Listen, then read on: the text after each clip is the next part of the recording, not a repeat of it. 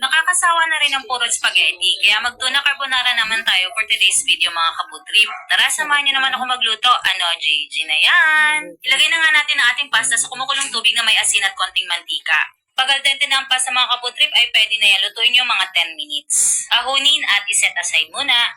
Sa same pan ay maglagay na tayo ng konting oil at igisa na natin ang ating sibuyas at ang ating bawang. Kapag translucent na ay pwede na rin natin ilagay ang ating mushroom. At pagkaran nga na ilang minuto ay pwede na rin natin ilagay ang ating tuna. Gumamit po ako dito ng flakes in oil na tuna at isang corn tuna. Hindi nga yan spicy mga kaputri para naman makakain din ng anak ko. Haluin lang ito mabuti at pwede na rin natin yan timplahan ng paminta.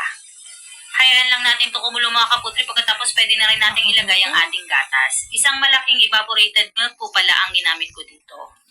At pagkatapos ay sunod na natin ang isang pack ng all-purpose cream para creamy. Sa din natin ito ng mabuti para naman hindi sayang mga kaputrip. Yan guys, yung gusto mong luto sa carbonara. Haluin lang natin ito mabuti mga kaputrip para mag-mix-mix na lahat ng ating mga ingredients. At syempre hindi mawawala ang ating cheese para naman mas cheesy. Ang ginamit ko nga po pala ditong cheese ay quick melt cheese. Katapos ilagay na natin yung pasta na pinakuluan natin kanina.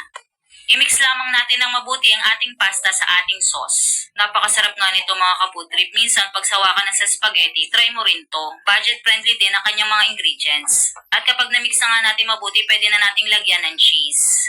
Quick melt na lang po ang nilagay ko dito kasi yun lang available sa bahay. Pakuluan saglit at ayan na, luto na po ang ating super creamy, cheesy, at milky tuna carbonara. Talaga namang habang binibio ko nga itong mga kaputrip ay takam na ako kasi nung isang araw pa ako nag-crave sa tuna carbonara. Minsan nga talaga ay mas gusto ko ang tuna carbonara kasi nagsasawa na rin ako sa spaghetti. Tapos may kapartner na toasted garlic bread. Ay wala na, grabe, napakasarap mga kaputrip.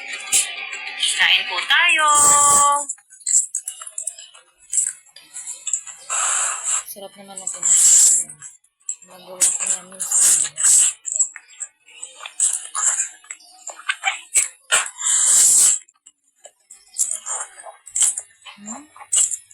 Sarap ng carbonara niya.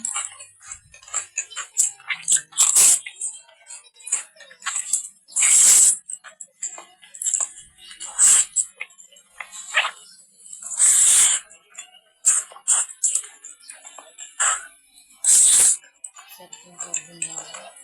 Talagang ubos ni ate, oh. Sarap.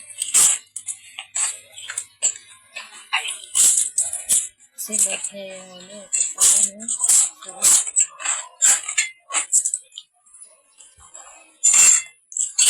Halos walang... Share nyo na tong video na to para maluto ng iba. Thanks for watching. Bye!